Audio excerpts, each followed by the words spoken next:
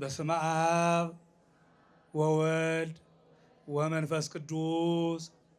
አሃዱ አምላክ ዘለዓለም ሥላሴ። ብፁዕ አቦና አቡነ ኢሳይያስ ናይ ትግራይ መዲና መቐለ ሃገረ ስብከት ሊቀ ጳጳስን ናይ መንበረ ሰላማ ላዕለዋይ ቤተ ክህነት ኦርቶዶክስ ተዋሕዶ ቤተ ክርስቲያን ቅዱስ ሲኖዶስ አባል ዝተኸበሩ ሊቀ ስልጣናት ገብረስላሴ ሐሸ ናይ መዲናና ሃገረ ስብከት ዋና ስራሕ መካየድን ናይ ልዕልተ ልኡላን ጽርሐ አርያም ቅዱስ ገብርኤል ካቴድራል አመሓዳርን ዝተኸበሩ መምህር መሓሪ መስፍን ናይ ሃገረ ስብከትና ሒሳብን በጀትን ክፍለ ሓላፊ ዝተኸበሩ ንቡረ እድ አባ ኪዳነ ማርያም ናይ ብፁዕ አቦና አቡነ ቀሲስ ዝተኸበራ ናይዚ ገዳም እዚ እመምኔት እሞ ወለተ ኪዳን ሊቃውንተ ቤተ ክርስቲያን አይንተ እግዚአብሔር ካህናት አሃው ዲያቆናት ምእመናን ወምእመናት ጻውዒት ተገይሩልኩም ገዳምኩም ክትውፁ ናይዚ ኣብ ከተማና ዝርከብ ብብርክ ትግራይ እውን ፍሉይ ዝኾነ ብብፁዕ አቦና አቡነ ኢሳይያስ ጻዕርን ድኻምን ብብፁዕ ወቅዱስ አቦና አቡነ ጳውሎስ ሰናይ ፈቃድ ዝተመስረተ ኣብ ውሽጢ ትግራይ ካሊእ ተወዳዳሪ ዝመስል ዘይብሉ ናይ ኖታት ገዳም ክትህውፁ ዝመጻኹም ምእመናን ወምእመናት መናእሰይ ህፃናት አባላት ቤት ትምህርቲ ሰንበት ነዚ ቅዱስ ስራሕ ቅዱስ ዕላማ ኮሚቴ አቋቁምኩም ትንቀሳቀሱ ዘለኹም ናይዚ ምህዋፅ ገዳም እዚ ኮሚቴ ንኹለኹም ስምኹም ዝፀዋዕኩኩምን ዘይፀዋዕኩኩምን ብልዑል እግዚአብሔር ሰላም ከመይ ሓዲራትኩም ከመይ ሓዲራትኩም ልዕለ ቢልኩም አመስግንዎ ከመይ ሓዲራትኩም እወ ከምዚ እዩ እዚ ድምፂ እዚ ክስማዓኒ ኢኹ ከመይ ቀኒኻትኩም አሜን ነቲ ዝተቀደሰ ስራሕ ዝተቀደሰ ዕላማ ክንንቀሳቀስ መንፈሱ ኣብ ውሽጥና ሓዲሩ ልቡናን ለዓዒሉ ንኹላትና ብገንዘብ ብእውቀት ብጉልበት ብፅቡቅ ብቅዱስ ሓሳብ ኣብዚ ተራኺብና ገዳምና ክንህውፅን አምላክና እግዚአብሔር ክነመስግንን ኩሉ ነገር አመቻችዎ አደላዲሉ ሓቂፉ ደጊፉ ብምሕረቱ ብይቕሬቱ ብፍቅሩ ሓብሒቡ ናብዚ ዝተቀደሰ ቦታ ዘምፀና አምላክ አቦታትና አበው አምላክ አቦታትና ነቢያት አምላክ አቦታትና ሐዋርያት አምላክ አቦታትና መምህራንን ካህናትን አምላክ አቦታትና መነኮሳትን እኖታትና መነኮሳያትን ናይ ኩሉ በብወገኑ በብዓይነቱ ንምስጋና ዛዳለወ ምስጋናና ባህሪ ዝኾነ አምላክ አቦታትና ቅዱስ እግዚአብሔር ክብርን ምስጋናን ይግብኦ እዩ እሞ እስካብ ዝተቀደሰ ቦታ ዝያራኺቡ ክነመስግኖ ክብሩ ክንገልጽ ተአምራቱ ክንምስክር ስለ ዝፈቀደልና ሓደ ግዜ መስግንዎ ብደንብ ባመስግንዎ ታኹንኩም ፈሪሕኩሞ አይኹም ክኸበሮ እዩ ዝተኸልከለ እምበር ዕልል ኢልካ እንጨብጭኻ ምስጋን ይኽልካል እዩ አይትፍርሕዎ ስለዚ አምላክና እግዚአብሔር እዚ ክንብል እዚ ክንሰርሕ ፈቂድልና እዩ ሕዚ እውን ይኽበር ይመስገን ብፁዓን እስክበሉ እሙንቱ አግብርት እለ ይጸንሑ እግዚኦሙ እስከ ይአቱ እምከብካብ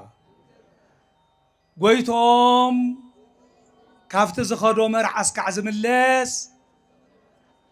ተጊሆም ነቂሖም ስርሖም እንዳሰርሑ ዝርከቡ መገልገልቲ ንኡዳን ክቡራን እዮም። እዚ ቃል ኣብ ናይ ሉቃስ ወንጌል ምዕራፍ 12 ኣብ ቁፅሪ 37 ንረኽቦ እዩ። ሎማዓንቲ ከም ቤተ ክርስቲያንና ስያሜ ኩልኩም ኣብ ቤተ ክርስቲያን ስለ ዝረፈድኩም እንታይ እንዳተባሃለ ረፊድ እስቲ ኩሉ ሓደ ዓይነት ስለ ዝኾነ ናይ ቤተ ክርስቲያን ትምህርቲ ኣብ ቦትኡ ዘለው ሊቃውንቲ ኩሎም ዘምህርዎ ትምህርቲ ሓደ ዓይነት ስለ ዝኾነ ሎማዓንቲ እንታይ ይበሃል ኢሎምኩም እንታይ ጥርዕ በልባ ገብርሄር እንታይ ማለት እዩ ኢሎምኩም ተአማኒ ደጊ ሕያዋይ መገልገሊ ስለዚህ ዞም ሕያዋን መገልገልቲ ጎይቶኦም ኢየሱስ ክርስቶስ ፈጣሪኦም አምላኮም ኢየሱስ ክርስቶስ ካሊእ ጎይታ ይብሎሙን ካሊእ ገዛኢ ካሊእ አዛዚ ይብሎሙን ጎይቶኦም አምላኮም ፈጣሪኦም መድኃኒቶም ኢየሱስ ክርስቶስ ኣብ ዝኾነ ዝተቀደሰ ቦታ ሸይሙ ኣብ ዝተቀደሰ ቦታ ቅዱስ ዕላማ ሂቡ ኣብዚ አጽንሒልዎም ብዝኸደ መሰረት እስካብ እሱ ካብቲ ዝኸዶ ዝምለስ ከምዚ እንዳገበሩ ከምዚ ዓይነት ስራሕ እንዳሰርሑ ዝጸንሑ መገልገልቲ ምስጉናት እዮም ከምዚ እንዳገበሩ ዝጸንሑ መገልገልቲ ንኡዳን ክቡራን እዮም እዚ ቃል እዚ ቃል ብቃል ጎይታናን ፈጣሪናን ኢየሱስ ክርስቶስ ዝተናገሮ ሐዋርያ ወንጌላዊ ቅዱስ ሉቃስ ዝጸሓፎ ኩሎም ሐዋርያት ዝሰበኽዎ ዝመስከርዎ ካብ ሐዋርያት ጀሚሩ እስካብ ሕዚ እንዳተነገረ ዘሎ እስካብ ዕለት ምጽአት እውን እንዳተነገረ ዝነብር እዚ ቃል እዚ ክንገር ከሎ ነዚ ቃል እዚ ሰሚዖም ሰባት ብዚ ቃል እዚ ክመላለሱ ብዚ ቃል እዚ ህያዋን ኮይኖም ክነብሩ ናይዚ ቃል እዚ ፍጻመ ዳሕራይ ኣብ መጨረሲ ዓለም ፈጣሪኦም ኢየሱስ ክርስቶስ ክምለስ እንተሎ ሽልማት ዝቕበልሉ ናይ ህይወት ቃል እዩ ንኹላትና ከምኦም ተጊህና ነቂሕና ስራሕ ሰሪሕና ፀኒሕና ሽልማት ጎይታና ክንረክብ አምላክና እግዚአብሔር ቅዱስ ፈቃዱ ይኹን ይስማዕኩም ደሎ ስለዚ ኣብዚ ዕላማ እዚ ኣብዚ ቃል እዚ ምርካብ ማለት መን ክመጽእ ምጽባይ ማለት እዩ ንመን ኢና ክንቅበል ምድላው ንገብር ዘለና ኣነ ንስኹም እንጽበዮ መርዓዊና ኢየሱስ ክርስቶስ ናይ ዘለዓለም ርስቱ ናይ ዘለዓለም መንግስቱ ናይ ዘለዓለም ህይወቱ ከውርሰና ኣብ ቆጸሮ ዘሎ ኢየሱስ ክርስቶስ እንጽበይ መገልገልቲ ተባሂልና ንጽዋዕ ኣነ ንስኹምን ኢና እንተሰሪሕናሉ ብፁዓን ንኡዳን ክቡራን ምስጉናት ክንባል ተዘይሰሪሕናሉ ከዓ ወቀሳ ዘለዎ እዩ ስለዚ ካብዚ ምዕራፍ 12 ቁጽሪ 31 ጀሚርና ክንርኢ ከለና ኢትፍራህ ኦ ንኡስ መርኤት እስመ ሰምረ የሃብክሙ አቡክሙ መንግስቶ አታ ንኡስ ውሑድ እየልካ ብቁጽሪ ውሑድ እየልካ ብማዕርግ ብሹመት ንእሽተ እየልካ ዓቕሚ ሓይሊ የብለ ኢልካ አንታ አማኒ ምእመን አንታ ጳጳስ ኤጲስቆጶስ አንታ ካህን ዲያቆን ክከም ማዕረግካ ብብዘለኻዮ ኩሉ ናይ ቁጽሪ በዝሒ እንተይኮነ ውሑድ እየልካ بشومات بحافتي بخالي خالي معرقات سلطانات ينسن يلكا خيت فرح خيت دنقص خيت التراتر مكنياتو بفزحي بحايلي بقولبات بمسارح زي كونه بهايمان وتكا اغزيابير واغا كفلكا منغستو كورسكا فقيدو منغست عدالي ولكا يمو اي تفرح اي تتراتر يبل اي تتراتر اتشوخا ازيلو سيطون وياكمو وهابو مصواته قبروا لكم قنامات زي بلي ومنغست بسماء هذا اي ماسن وهذا يسرقو سراقي وهذا يكريو سراقي ويسرقو ገንዘብኩም ሸይጥኩም ንምጽዋት ሃቡ ዘይበሊ ኳዳ ዘይበሊ ከረጢት ሓዙ ኣብ መንግስተ ሰማያት ዘይጠፍቅ ሰራቂ ዘይሰርቆ ሰራቂ ከፍርሶ አፍሪሱ ጥሒሱ ክወስዶ ዘይኽእል ሓፍቲ ዕቆቡ መዝገብኩም ኣብ ዘለዎ ልብኩም ኣሎ እዩ እሞ ይብል ገንዘቡ ብምጽዋት ዝሃበ ሰብ መንግስተ ሰማያት ይዝሓስብ መዝገበው እዩ ገንዘብ ህይወቱ በብህትውና በምንኩስና ንእግዚአብሔር ዘግዘአ ሰብ መንግስተ ሰማያት ይዝሓስብ መንዋብሩኡ አው እዩ ኩሉ ነገሩ ንእግዚአብሔር ዘረከበ እግዚአብሔር ዘቀደመ ሰብ ልቡ ኣብ መንግስተ ሰማያት እዩ ዕላምኡ እሱ ስለዝኾነ ኣብዚ ምድሪ እዚ ሃፍቱ ዘቐመጠ ኣብ ባንክ ገንዘቡ ዝዓቆበ ስለናይ ባንክ ወለድ ስለናይ ባንክ ምንቅስቃስ ይሓስብ ሃፍቱ ንብረቱ ብማተርያል መልክዕ ዘቐመጠ እቲ ንብረቱ ከመይ ውዒሉ ሓዲሩ ካብ ኢድ ሌባ ናፃ ድዩ ክስረቕ ክጠፍእ ዶ ይኸውን ኩሉ ግዜ ይሓስብ ይጭነቕ መዓዘ ሸይጠ ለዊጠ ከትርፈሉ እንዳለ ይሓስብ ይጭነቕ መዝገቡ ኣብ ምድሪ ስለ ዝኾነ እዚ ማለት ግን أمدر بالسرح يو نايمن قصص ما تهفتكر كبزكال أي تصرحوا مالته يكونه سراح إخزيابير مجمري أنا أدم زهاو ممرحي وسيخا وريد كان إذا مريت زيا عيركا بالعيات بهيلو يستوعب سراح يكون نزنكف قويتانا بتمهرتو حوارياتون بتمهرتهم سراح ينقفون جن سريح خان رأس خاطر حنا سراح خاطر نبرت خوينكا هيوت يبلخاني نبع لخاطر راح تسرح تخوينك هيوت يبلخان نبع لخاطر راح تنبر انت خوينك عين بركايون نير كاي تبهالن سلازي ناي من بارخا ملكت مس እግዚአብሔር ክትነብር ተለኻ ካብ እግዚአብሔር ዝተዋሃቡ መምርሕታት ክትፍጸም ተለኻ ኣብዚ ወንጌል እዚ ዝተጻሕፈ ሕጊ ተግባራዊ ክትገብሮ ተለኻ ብህይወት ተለኻ ኣብዚ ምድሪ እውን ነርካዮ ኣብቲ ዓለም እቲ እውን ትነብሮ ናይ ክልተ ዓለም በዓል ሃፍቲ ትኸውን ተዘይ ኮይኑ ናይ ክልተ ዓለም ስደተኛ ትኸውን ዘብዚ ኒ ሃፍቲ እውን ክትርፍ እዩ እቲ ዓለም እቲ እውን ኣይትረኽቦን ናይ ክልተ ዓለም ስደተኛ ትኸውን ስለዚ ወይታና አምላክና መድኃኒና ኢየሱስ ክርስቶስ እዚ ምስ በለታ ኢሉ ንኣብነት ዘቐመጠልና ነገራት ኣለው ኩኑ እንከ ከመእደው እለ ይጸንሁ እግዚኦም እስከ ይኣትው እምከብካብ ወመጺኦ እምከመ መጺኦ ወጎድጉይዶ ያርህውዎ ሶብያ በሉ ከምቶም ምሩፃት ሰባት ኩኑ ኢሉ ከመእደው ሄራን ከምቶም ሕያዎት ከምቶም ደግታት ከምቶም ኢዶም ንምጽዋት ኣፎም ንጸሎት ልቦም ንየዋህነት ንትዕግስቲ ልቦም ንፍቕሪ ንትሕትና ንትዕግስቲ ዝተገዘአ ንጽህናን ቅድስናን መግለጺኦም ዝኾነ ብእምነትን ብተስፋን ጸኒዖም ዝነብሩ ከምቶም ደግታት ሕያዎት ሰባት ከምኦም ኩኑ ጎይቶኦም ካብቲ ዝኸዶ መርዓ ጎይታ ኢየሱስ ክርስቶስ ብእርገት ክኸይድ ከሎ ዳግም ኣብ ልዕሊ ሙታንን ሕያዋንን ክፈርድ ከም ዝመጽእ ቆጸሮ ሒዙ ስለ ዝኸደ ቆጸሮት ሒዝና ስለ ዝኸደ ሽዑ ክምለስ ከሎ ተጊሆም ነቂሖም ይጸንሑ እሞ መጺኡ ካንኳሕኩሕ ተሎ ድቃስ ስለ ዘይወሰዶም ብስራሕ ተጸሚዶም ስለ ዘለው ሰራሕተኛታት ስለ ዝኾኑ ትጉሃት ስለ ዝኾኑ ክመጽእ ተሎ በሪ ኳሕኳሕ ከብል ተሎ ቀልጢፎም ይኸፍትዎ ቀልጢፎም ይኸፍትዎ እሞ ስለዚ ኢሉ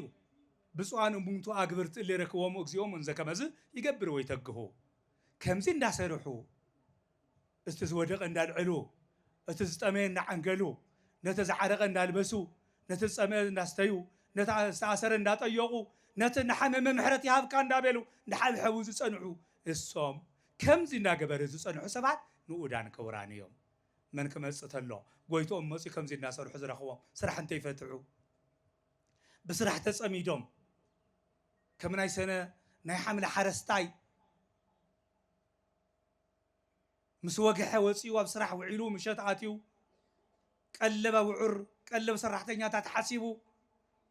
ዝድቅሰላ ሰዓት እዚኣ ትበሃል ዘየላ ብትግሃት 3-4 ወርሒ እንዳተገ መጨረስያ ካብ ጥቅምቲ ሕዳር ድማ ናይ ድኻሙ ናይ ጻዕሪ ውፅኢት ምህርቶ ከም ዝጽበይ ምህርቱ ከም ዝሓፍስ ምህርቱ ሓፊስ ጎተርኡ ከም ዝመልእ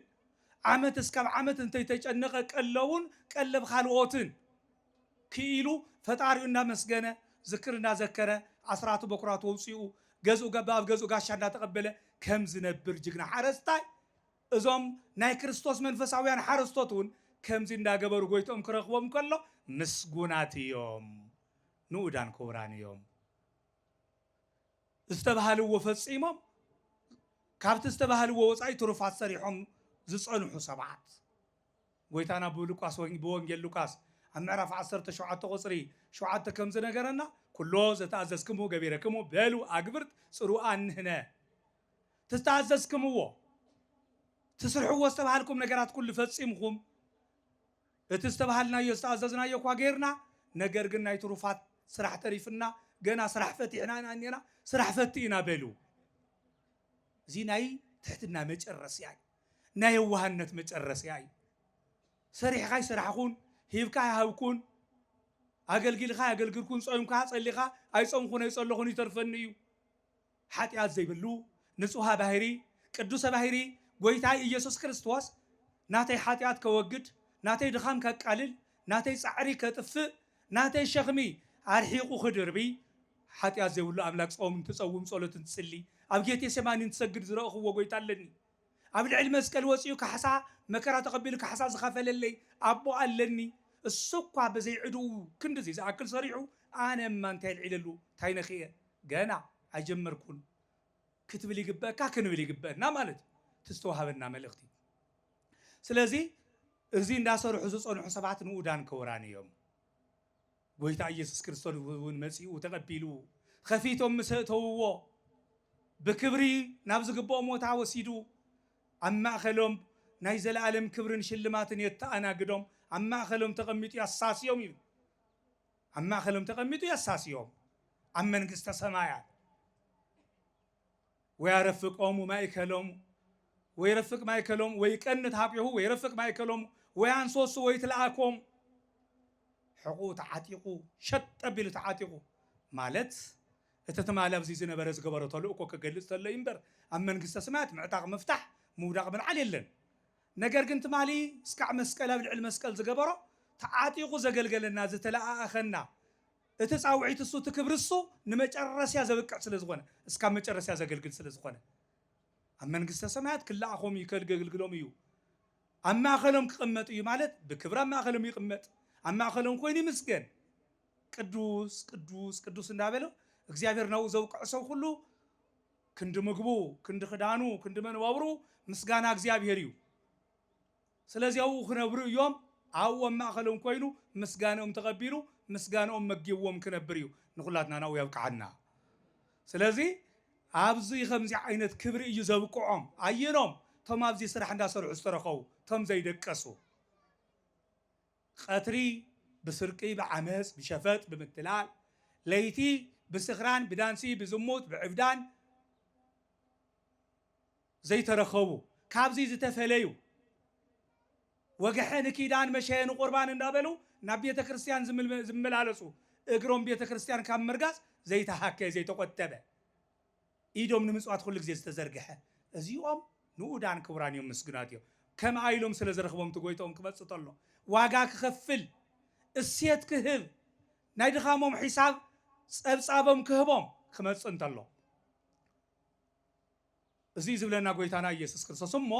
ንስኹም ብዘይገመትኩሞ ብዘይጠርጠርኩሞ ሰዓት ስለ ዝመጽእ ብኻልይቲ ብሳልሰይቲ ሰዓት ወይ ናይ ምሸት ሰዓት 3 ድዩ ወይ ናይ ሌት ፍርቂ ለይቲ ድዩ ወይ ከዓ ሰዓት 9 ድዩ ወይ 12 ብዝመጽእ ትፈልጥዎን እሞ ተዳሊኹም ጽንሑ ኣብዛ ስራሕ እዚኣ ተጸሚድኩም ጽንሑ ኢሉ ጎይታና ኣምላኽና መድሓኒና ኢየሱስ ክርስቶስ ለማዓንቲ በቶም ገንዘብ ክነግዱ ሂብዎም 5 ዝወሰደ 5 2 ዝወሰደ 4 ገይሮም ኣትሪፎም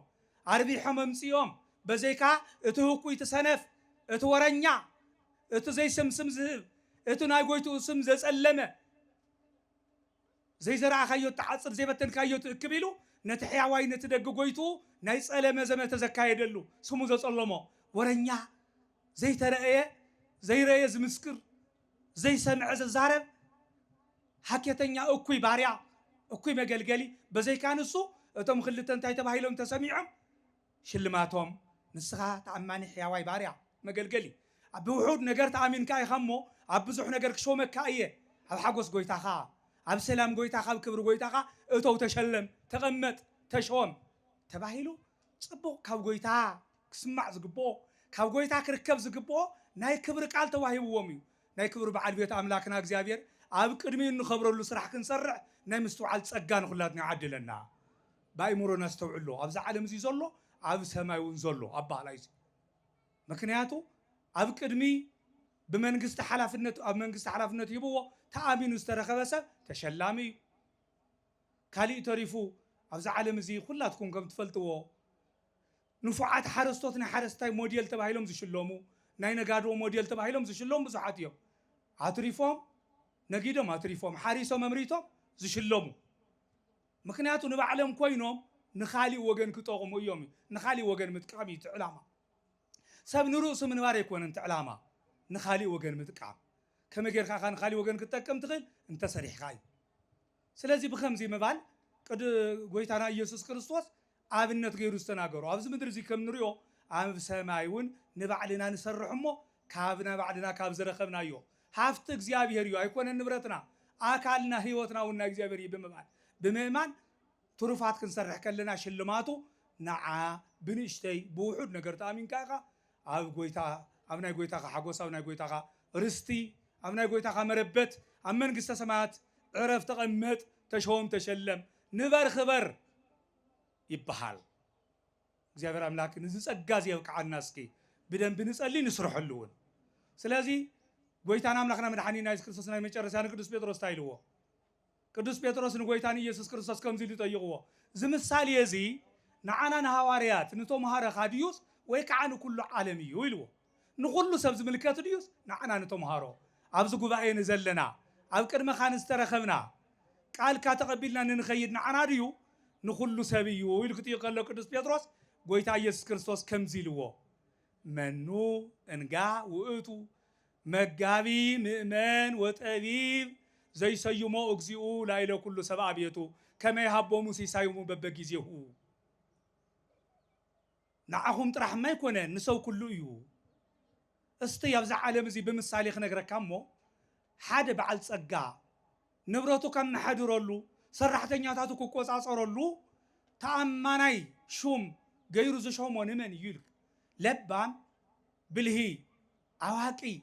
سنة سرعة زلوا قال منيو عبنا يوقل كتكال تشويمو نقويتو زحقوس قويتو حافت قويتو زي يسرق نتما وزلوا سرحتنياتات بساعاتو زمقبم زم حدرهم منيو أبيتا منقسط تشويمو حزب بقنعنا بتأماني الناس قلقل قبل عيل حزبي عمس شفت زي يوسد سلطانو تمكي حد خازيتك منيو بالهت وذنيا من يزي عوش تحدارو سبات أمينهم كاب حقاو موسيهم مساخات نبري لهم قالهم يبومو نتا كاب ولداس تركبا بعلت بيتو تأمانو خوينو كبرا حليو بتستعززو سرعات باص أنيعو زنبر أب حدارو تأماني منيو كابليك باباس جميروس كا دياقون أبيات كريستيان بحرافين تشويمو مؤمنان كقصاصر كمهر كأمن كتمق كقرب نسها كأتو ببسعاتو كاب هيمانوت كيوسو فتاريهم كيخحدو ناملكو تبايد نتاوت كيسجدو تقصاصيرو هيوتهم نمنجست السمايات زبكع تأماني منيو زي كله من يستشوى ما بالعل زيلو قويتا يسوع كريستوس القدس بيتروس تيغوه سلازي زي ازقبري كم زين ابزن تأماني نزين صاني عزركب اتو قويتا امينو عبد العلخو هفتو كله عبد العل نبرتو عبد العل قزو كله يشومو يسلطنو كم دلايو كونن يقبرو اتي خفو بارياغن قويتا يزي مسألو ساعات قنا ايو ندابله نايتهم سبات مقوم نانتقى مسا زواري مسا زماري ازماري نابلع ناستيه سبات اندحزن نابكيه ينبرمو الصاب زي قمتولو ساعات قويتو مصيو كاب شموتو نتي قوريدو بلو ناي زلالم بخيات ناي سن قرطمات حقم قمتانا بزلوو ناب صنع صلمات وسيدكم يدور مغرون اسيركم ناو اغعزوو يلو يسنابتو نتزيتا امنه نتهكوي نتأكوي نتقال قويتو زعبره حضر قويتو زتلمه بخمسي عينت قصعاتي قصعو እግዚአብሔር አምላክ ተአማኒነትን አጉድልና አይተአመንኩም እንተባይልና ከይፍረደና እግዚአብሔር አምላክ ይሰውረና ስለዚህ እግዚአብሔር በዛ ሰዓት እዚኣ ኣብዚ ገዳም እዚ ፀዊዕና ናብዚ ክንመጽ እንተለና ምስቶም የዋህ አቦና ብፁዕ አቦና አቡነ ኢሳያስ ምስቶም ቃሎም ዘይዓጽፉ ናቶም ቃል አኽቢሮም ቤተ ክርስቲያን እትደልዮ ዘከናውኑ ክቡራን ኣሕዋትና ከም ሊቀ ስልጣናት ብዝሓለፈ ምዘነብ ዚ ዘኔዋ ካብ እመምኔት ጀሚሩ እኖታት መነኮሳያት ኣብ ቤት ህንፀት ውዒልና ነርና ክቡር ሊቀ ስልጣናት ገብረስላሴ ሕሸ ዝመርሕዎ መንፈሳዊ ጉጅለ ማለት እዩ መንፈሳዊ ጉዕዞ ከይድና ምሳኣቶም ውዒልና ካብ ዝገርመኩም እንጂ ብሓቂ ስኡል እግዚአብሔር አምላክ ኣነ ሽዑ ዋጋና ዝሃበና መሲሉ ዝተሰምዐና ጽቡቕ ሓሴት ዘለዎ መዓልቲ ውዒልና እንታይ ማለት እዩ ንሶም ኣብ ጸልማት ነይሮም ናፍታ ናይ ብርሃን ኣዳራሽ ወፂኦም ኣብ ተስፋ ምቁራጽ ነይሮም ተስፋ ዝህብ ናይ እግዚአብሔር ቃል ሰሚዖም ኣጀኹም ጽባሕ ንግሆ እግዚአብሔር አምላክ ከፍትሐኩም እዩ ናይ ኩላትና ናይ ስጋና ናይ ነፍስና ፈታሒ እሱ ስለ ዝኾነ ክትፍትሑ ኢኹም እዩ ኢልና ጽናዕኒዕና ክንመጽእ ተለና ፍሉይ ሓጎስ ተሰሚዕና እዚ ናይ ብፁዕ ኣቦና ልእኽቶ ኣብኡ ከይድና ተግቢርና ሎማዓንቲ ኸ ዓንተዎ ምምፅኦም ሓበሬታ ስለ ዘይነበረና ቅድሚኦም ጸሎተ ወንጌል ጸሊና ጸኒዕና ናይ ትህትና ኣቦ ስለ ዝኾኑ ቀጽሉ ግዲ የለን ንቅድሚት እምበር ንድሕሪት የለን እዮም ዝብሉና ነይሮም ሕዚ እሶም መፅኦም ባሪኾም ክጅምሩልና እናተገብኦ ያነ ሓበሬታ ጉድለት ያ ቅሬታ እንጥይቕ ማለት እዩ ስለዚ ታድልየቶም ግን ሪኢኹማ ብዙሕ ህዝቢ ድዩ ዝርከብ من يزعجبني كالي خبر كرخولي يكونن أبزاناي كبر بوتا ناي بركة بوتا سبات كبزينا بيخدلو جبس كيدم قدام أسكتس قدام سيحات قدام كسقوان حويس أمي مسألو أبعدنا زلو قدام ببسوا أبونا تباريخو تمسريتو مچم زيل نجر زتفه نجر زترسع نجر ذكر كان أبوتو مملاس نايبس أبونا تسقوميو زيافر أملاك استمسكنا يقول بركتهم يمسحنا كم تقول لك زيا بمدرخو زنجر حقي أبا أقسم كم أقسم زتفه كدوس ياريد دليومنا أقسم زمسو كابزي كعدنا زتفه ماهيليت ناو خالي عد غير سو تصديدو مكرا تقبيلو نهيوت واقع خفيل زمسو زنبره أبا عدوان مقاله ناي نوتات قدام دما من نجبسي أبنا أنصوكي أبنا سوريا أبنا أرمن كم زلوا كله هذا عدنا بتقرأ مدينة برسا كتبنا أما قال دم يجي مسريتهم الله سك حدا كزي بيبا حكي إخزيابير عدمن تعناني هبلنا بركتهم يمسحنا لك ما مسكنوا ليه كبري هبل بركتهم يمسحنا بونا سلازي مزون نوتات زيان كوينهم اتي عنتوا ناس راحوا زصون حسابات نودان كوران يوم زبل قال نمفصام زنو نوتات زيان تاي قبر الله አረጋውያንን አረጋውያትን ናይ አእምሮ ጸጋ ዝተኻሎም ወገናትን አቦን አዶን ዘይብሎም ሐዋጺ ሓብሓቢ ተመልካቲ ዘይብሎም ድኻ ዓባይ ዝኾኑ ህፃናትን እንደዕበያ ዘለዋ እዚ እንዳሰርሑ ዝጸንሑ ሰባት ብፁዓን እዮም እዚኣ ንምርካብ እንዳሰርሕካ ምጽናሕ እያ እዚኣ ይሰርሓ ኣለዋ እዚኣ ንኽሰርሓ ድማ እዚ ቦታ እዚ ቅድም እንትብል ቦታ ክምስረት ብፁዕ አቦና አቡነ መቃርዮስ باصد نفس خوينهم بصلاتهم زحجزنا كاوم تركيبهم حضر بوتاتهم زي عبرو ببوتاتهم تأمان زخون من يوجن زشوم زولنا يزي من يتأماني زتأمن سب زودق يلعل زترسعي ذكر زتفاي الليش كم زي غيرو نابزد اللي بوتا يبصح بصوابوناون كافتهم قويتو قابل الهافتو كل شومو كم استبعال سواء እግዚአብሔር አብ ልዕለና ዝሾመልና አቦና ምስተንኖታትና ኮይኖም ዝስራሕ እዚ ዳሰርሑና በረታትዑ ይርከቡ እዚ ሁሉ ዝገበረ እዚ ክሰርሑልና ዝኽእሉ አቦታትነታትን ዝሃበና አምላክ አቦታትና እግዚአብሔር ይኽበር ይመስገን በሐቂ ጽቡቕ ተግባር ዘይምነው ተግባር በዓመት ሓደ ጊዜ ዘይኮነስ በዓመት ክልተ ሰለስተ ጊዜ ከምቲ ቅዱስ ጳውሎስ አነሲ ናትኩም ገንዘበይ ተጸበኹን ይብል ወይ ተሰቆቆን ወይኩም ይወርቀ ወይ ብሩረ ወይ አልባሰ ኢነሳይኩ ወይ ማሃዱ ምንየከሙ አላ ተቀንያ ላንቱ እደውየ እስመ ከማሁ ይደልወነ ከመ በተግባርነ በከመ በጻማነ ወበተግባርነ ንትወከፎሙ ለድኩማን እስመ ከማሁ እሚሄረከሙ ከመ ተዘከሩ ቃሎ ለእግዚእነ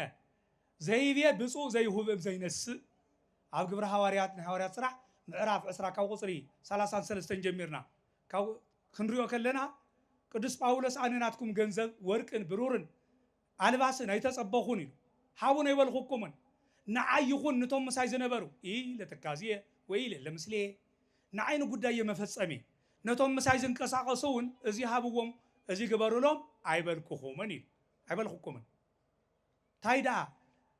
እዳወይ ደኺመን ጽዒረን ርእሰ ይረድ ምክንያቱም ይዝግበአና ብጻማና ብጻዕርና ብራህጽና ነቶም ድኹማት ክንቅበሎም ይግበአና ጎይታ ኾሙ እዩ ዝበለ ናይ ጎይታ ቃል ተዘከርዎ ካብ ዝቅበል ዝህብ ምስጉን እዩ ዝብል ጎይታ ቃል ስለ ናይ ጎይታ ቃል ስለ ዘሎ ብኡ መሰረት ጽዒርና ግዒርና ነቶም ዝተቸገሩ ወገናትና ንቅበሎም ንረድኦም እምበር ካባኹም ዝተጸበኽዎ ነገር የለን ኢሉ ቅዱስ ጳውሎስ ስለዚ እዞም ዘንኖታትና መነኮሳቱን ኣብዚ ዝገብሮ ዘለዋ እዚ እዩ ጽዒረን እንስሳ ፍርየን ናይ እንስሳት ተዋጽኦ ንዝተጠቀመ ቅሪበን ኣትክልቲ ተኺለን ኣልሚዐን ናይ ፍራፍሪአን ንዕዳጋ ቅሪበን ካብኡ ዝተረኸበ እቶት ክንበልዐሉ ክንሰትየሉ ክንክደነሉ ጥዒምና ተመችውና ክንነብረሉ ዝብል መንፈስ ስለ ዘየለ ካብቲ ዓለም እቲ ክውፃእ እንተሎ ሰብ ብዓለሙ ኩሉ ተጠቂሙ ብነብሱ እንተተጎዲኡ እንታይ ይረብሖ ዝብል ናይ ጎይታ ቃል ስለ ዘሎ እዚ ብምሕሳብ ትክክለኛ ገዳማዊ ህይወት ገዳማዊ መነባብሮ ገዳማዊ ጉዕዞ ገዳማዊ ዕላማ እንዳተፈጸመ እዩ ዘሎ እሞ ኩሉ ኣብ ቀረባ ኣብ ርሑቕ ኣብ ውሽጢ ኣብ ደገ ዘሎ ንዝገዳም እዚ ዕብዩ ኣብዚ ገዳም እዚ እቶም ዝተፀገሙ ወገናት ተሓቢቦምሉ ተረዲኦምሉ ከም ናይ ብፁዕ ኣቦና ሰናይ ፍቓድ ድማ ኣነ እውን ከም ሓደ ውላድ ከተሓሳስቦ ዝኽእል ናይ ኣብነት ቤት ትምህርቲ እውን ኣብዚ ወይ ናይ ቅኔ ናይ መፅሓፍ ቤት ትምህርቲ ክቡር ናይ ሃገረ ስብከትና ስራሕ መካየዲ እውን እንዳሰምዑ ዓብይ ጉባኤ እውን ክፈተሉ ይግብኦ እሞ እዚ ገዳም እዚ ሞዴል እዚ ሃገር ዝኾነ ዓብይ ገዳም ከም ዝኸውን ኣይንጠራጠርን ብናይ ብፁዕ ኣቦና ጸሎት ብናይ እኖታትና ፃዕሪ ብናይ ሃገረ ስብከትና ትግሃት ተልእኮ ኩሉ ክከናወን እዩ ብናይ ህዝቢ መቐለ ተኣዛዚነት ብናይ ህዝቢ መቐለ ውፍይነት ሃቡ ዝተባሃልኩም ወሂብኩም ግበሩ ዝተባሃልኩም ገይርኩም ኣምፅኡ ዝተባሃልኩም መምፂኢኹም ኩሉ ነገር ተኣዚዝኩም ስለ ተከናውንዎ ዘገዳም እዚ ዓብዩ እዚ ቤተ ክርስቲያን እዚ እውን ኣብ ቀረባ ተፈፂሙ ከምቲ ንብሎ ኣለና ዝተቸገሩ ተረዲኦምሉ ናይ ኣብነት ቤት ትምህርቲ ክስፋሕፍሐሉ ብትሕትና ንብፁዕ ኣቦይን ንክቡር ሊቀ ስልጣናት እንዳጠየቁ እስካብ እዛ ሰዓት እዚኣ ባሪኹ ቀዲሱ እግዚአብሔር ኣምላክ እዚ ክንነጋገር ስለ ዝፈቀደልና ክብሪ ምስጋና ንኣምላኽና ይኹን ብእውነት ቅድሚ ሕዚ ፅቡቕ ዝበሃል ተነጊሩ ዘይውዳእ ተኣምራት ኣብ ልዕሊ መነኮሳት ዝሰርሐ ኣምላክ ወተስፋ መነኮሳት ተባሂሉ ዝፅዋዕ ከም ናይ ቅዱስ ያሬድ ኣገላለፃ ተስፋ መነኮሳት እዩ ዝብለኑ ጎይታ እግዚአብሔር ናይ መነኮሳት ተስፋ ኣቦኖ ሓውሓፍቲ ርስቲ ጉልቲ የብሎምን ግን ኩሉ ነገር እንዳሳኽዑ ታሪክ እንዳፀሓፉ ትረኽቦም እሞ ተስፋ መነኮሳት እግዚአብሔር እዩ ዘከናውኖ ተስፋ መነኮሳት ተስፋ ኩላትና እግዚአብሔር ተስፋና ገሃድ ክገብሮ ከለምንሞ ቅዱስ ፍቓድ ይኹን ሓደ ፍልይ ዝበለ ድማ ካብቲ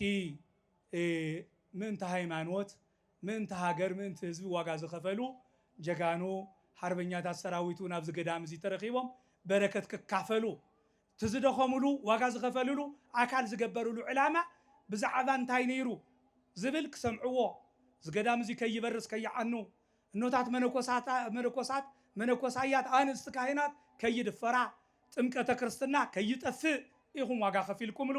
እቲ ዋጋ ዝኸፈልኩምሉ ክብሪ ዋጋ ዝኸፈልኩምሉ ፍቕሪ እዚ ይመስል እሞ እግዚአብሔር ኣምላክ ካሕሳኹም ካብኡ ዋጋኹም ካብኡ እቲ ዝኸፈልኩም ኣካል ፀጊኑ ኣእምሮኹም ተሃዲሱ እዚኣ ትመስል ዋጋ ዝኸፈልኩምላ ሃይማኖት ገዳም ቤተ ክርስቲያን ዓድኹም ሓሊኹም ክትነብሩ እግዚአብሔር የዳኹም ስኻትኩምን እንኳዕ ደሓን መጻኹም ኢለ ከጠቓለል እየ ወስብሐት ለእግዚአብሔር